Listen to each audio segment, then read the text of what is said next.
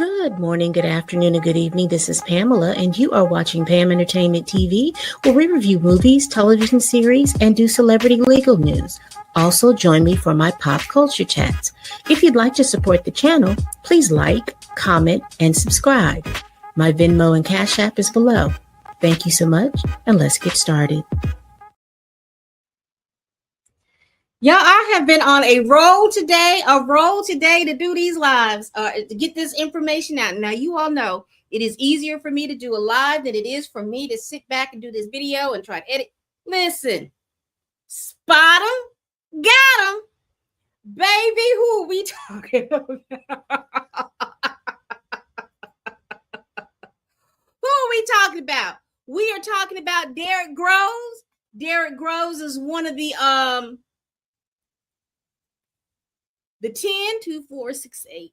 one of the 10 that escaped from an Orleans parish back in May.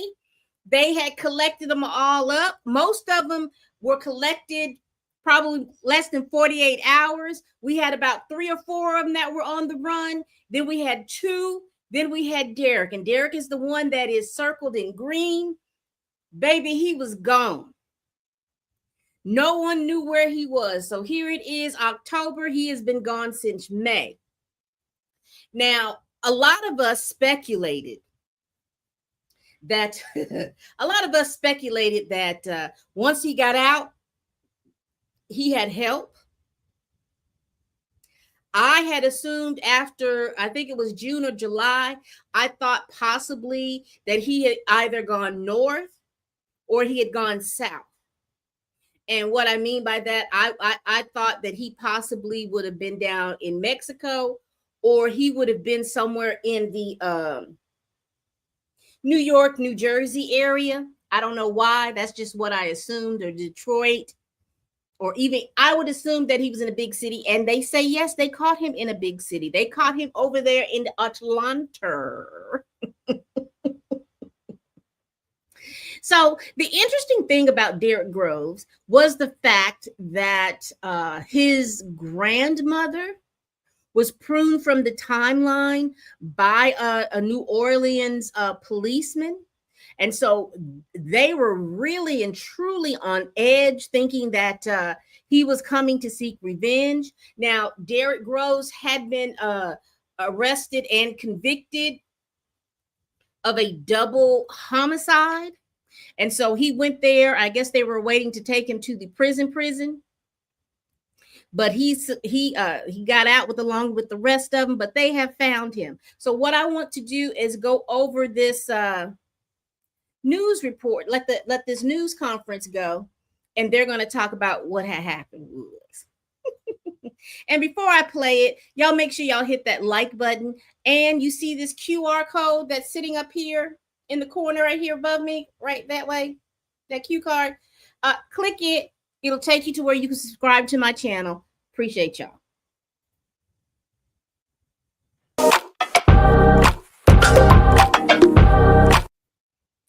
Let me mute the commercial, child. Oh, I can skip it. Most of us in this same room met to discuss 10 inmates who escaped from the Orleans Parish Justice Center. We all had one focus: to capture the 10 escapees. Collectively, federal, state, and local law enforcement worked together seamlessly to locate and arrest these fugitives. Together, we leveraged investigative tools, technology, and good old-fashioned police work. There you go. Although many weeks have gone by, our 10th fugitive, Groves, remained at large. Law enforcement never lost sight during the investigation and our responsibility to bring a violent criminal back to prison. In early October 2025, task force personnel learned that Derrick Groves was likely in the Atlanta, Georgia area. Through information gathered via multiple search warrants and other investigative means, detectives obtained digital evidence that Derrick Groves was at a residence in Atlanta. Today, with the assistance of numerous law enforcement agencies, including the Atlanta Police Department and the U.S. Marshal Service, Search warrants were executed at a residence in Southwest Atlanta where Derrick Groves was ultimately taken into custody. I want to personally thank the FBI, ATF, HSI, DEA, the U.S. Marshal Service, the Secret Service, the Attorney General's Office, State Probation and Parole, our LSP troopers and investigators, the New Orleans Police Department, the Jefferson Parish Sheriff's Office, the St. Bernard Parish Sheriff's Office, the Orleans Parish Sheriff's Office, and the Crime Stoppers of Greater New Orleans for their unwavering support of public safety. Together, we are stronger, and today marks the culmination of nearly 5 months of investigative work. As you look to the screen, to my right, your left, you will see the 10 escapees from the Orleans Parish Justice Center. All have been returned to correctional facilities where they no longer pose a threat to the residents and visitors of Louisiana. Next, you'll hear from our State Attorney General, Liz Murrow. Thank you, Colonel. Today is a good day.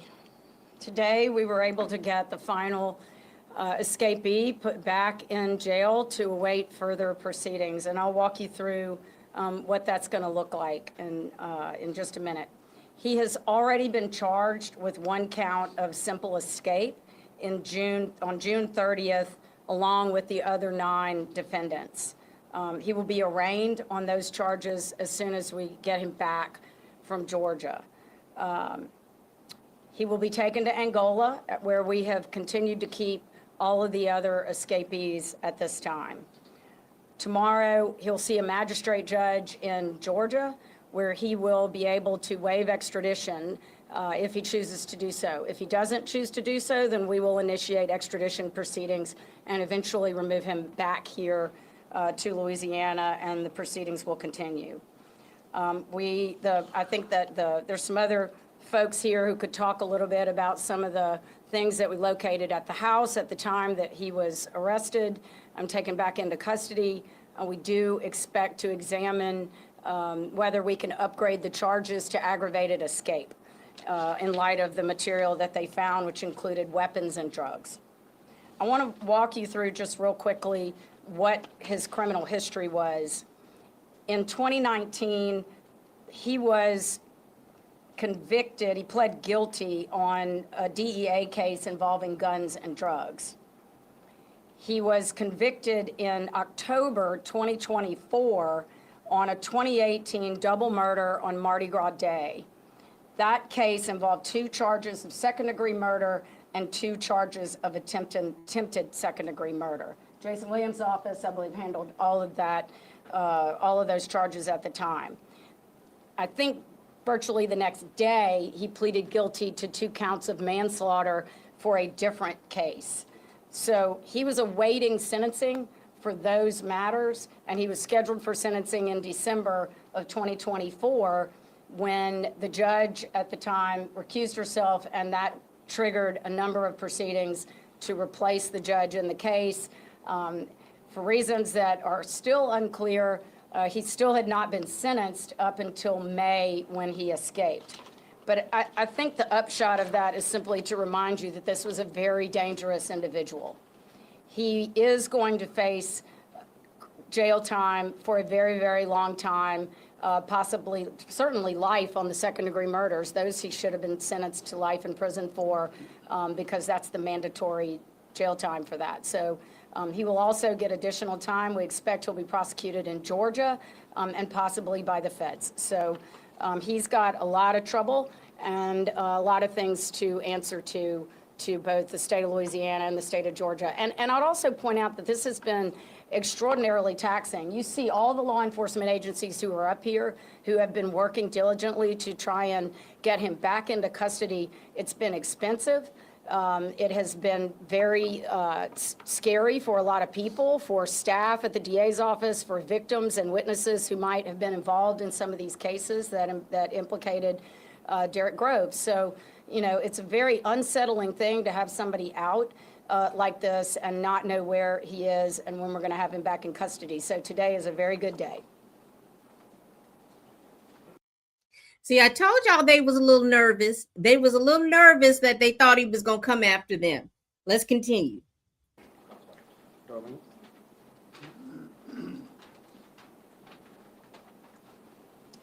I would just like to echo what everyone said. It really is a great day that this was a peaceful resolve to the situation. Crime Stoppers was very proud and honored to be a part of this task force. What we saw an outpouring of support and concern and really just wanting to help by our community throughout this entire process. Thousands of tips were received through Crime Stoppers on the individuals who escaped. On Mr. Groves directly, several hundred have been received over this period for him with information. And what I do know, they were all vetted.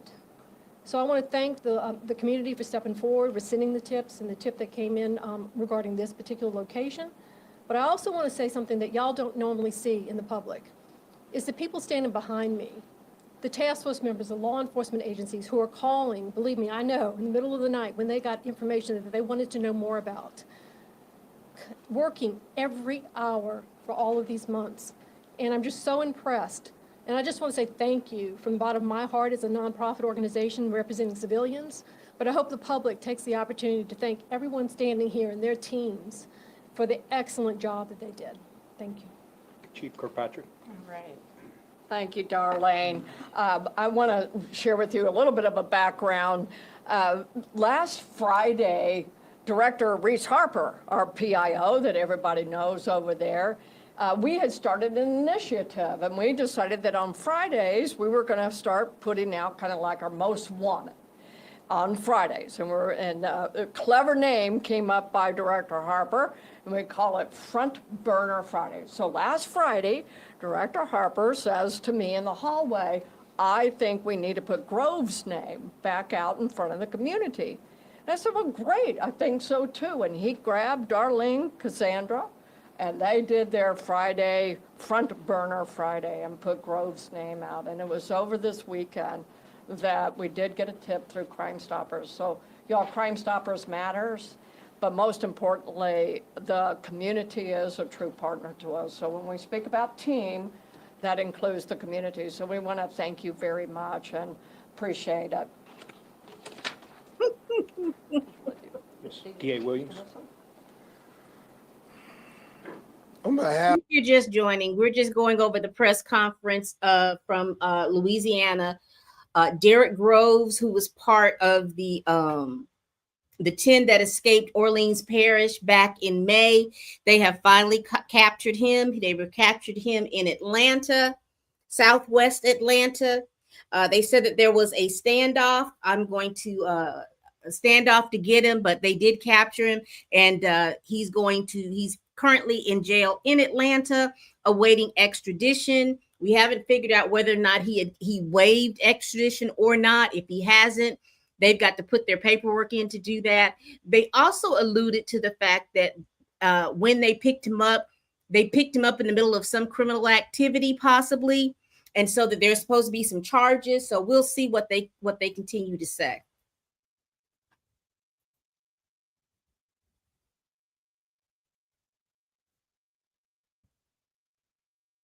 of two prosecutors who tried this case with me, we tried it multiple times to get a conviction. On behalf of them, who worked tirelessly to get 12 out of 12 jurors to find him guilty, is charged of a double homicide on Mardi Gras. On behalf of the witnesses who were brave enough to come forward. On behalf of the next of kin who still lived in the lower Ninth Ward during all those trials, I just want to say thank you to all of the law enforcement people who stayed on mission, who continued to work together. I know a lot of people in the public thought folks had given up. They thought this was over. But these men and women continued to work together. They stayed on mission, and they delivered for the people of this community. As I said, I tried this case personally. I was in that courtroom, so I was able to get to know the next of kin. And I just want you to all to understand that the children in this family who played sports in that park in the lower Ninth Ward have not been able to go out there during all of this time. Their lives have been shut down out of fear because they didn't know where this man was. And the men and women of these different agencies have given them their lives back. And that is extraordinary. And I was talking to the next of kin a few weeks ago, and she was still trembling. And so I know that today there's a lot of gratitude in that family home that was shot up on that Mardi Gras day. And I also want to just say to the public, thank you. It was your tips. You are one of the most important pieces of this puzzle, because you step up when you call in, when you provide that tip, when you show up in court. That's what makes this happen. So I can't thank the public enough for doing its part and making sure that New Orleans is a safer place. And I want to thank God, because the fact that someone did not get hurt during this man's time on the lam, and the fact that no law enforcement individuals were injured or hurt, that's just the grace of God. Thank you. Sheriff Hudson. Thank you, Colonel. I'm not going to rename all of the agencies that helped here, but they're here up here at this dais, and I'm grateful for them. That's my word for today, just grateful. Thankful for all this help we got. Grateful that they're all back in custody. We look forward to him being sentenced and moving on to prison where he belongs. But again, want to just thank all of our partners and agencies for sharing information, making sure this could happen, and we can all move forward with our lives. I know that the grass is a little greener, the sky a little bluer for everybody today. Thank you. Okay, this concludes our press conference. I know many of you probably have questions about the fatality crash involving the LSU star, Kyron Lacey. I'll make a quick statement on that. Louisiana State Police stands by their fatality crash investigation. In the course of that investigation, that many troopers across our state are trained reconstructionists as well as crash investigators. We utilized evidence that included eyewitness reporting, several video evidence, as well as physical evidence on the scene that is normally done, whether it's measurements to determine distance between vehicles or speeds of vehicles and other factors that result in a crash. Once again, we stand by our investigation that we had forwarded over to the District Attorney's Office in Lafourche Parish, and that's where we are with regard to that case. All right, the head of state police. All right. So they spot him and they got him. He was the last of the 10, and now he's in custody over there in Atlanta.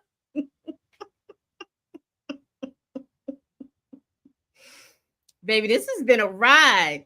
I know over on the Twitter X, they were taking bets to see who was going to be captured first when this first thing all popped off. But a lot of folks counted out. They thought that let me see what this young man's name is. This one right here. What is that? Van Buren? I can't see it, child. But they thought he was going to be on the lam forever, but no, it was Mr. Groves. So that nightmare is over. So for all the people who he has harmed and who were feeling very scared and threatened that because he was still out on the run, please be rest assured that they have captured him. And again, he is currently in an Atlanta jail awaiting extradition back to Louisiana. They did say that once he got back to Louisiana, they were going to put him in Angola because the Orleans Parish detention center is compromised. I guess they've got to go back through now and make sure that all them bolts and they can't move the toilet and all that other stuff from the walls. They're reinforcing all of that so this won't happen again. So yeah, they've captured him and he is back in custody. All right, people, we do this every week. Please like, comment, and subscribe. Again, you see that QR code, hit that QR code and subscribe. And once you subscribe, you'll be open to a plethora of videos that I do, particularly celebrity legal news, some movies and television reviews, all of those different things, and my pop culture chats. All right, people. Please tell a friend, tell a kin, tell a coworker, tell that helper that you can't stand that I'm over here making these videos. And as always, people, Bye-bye.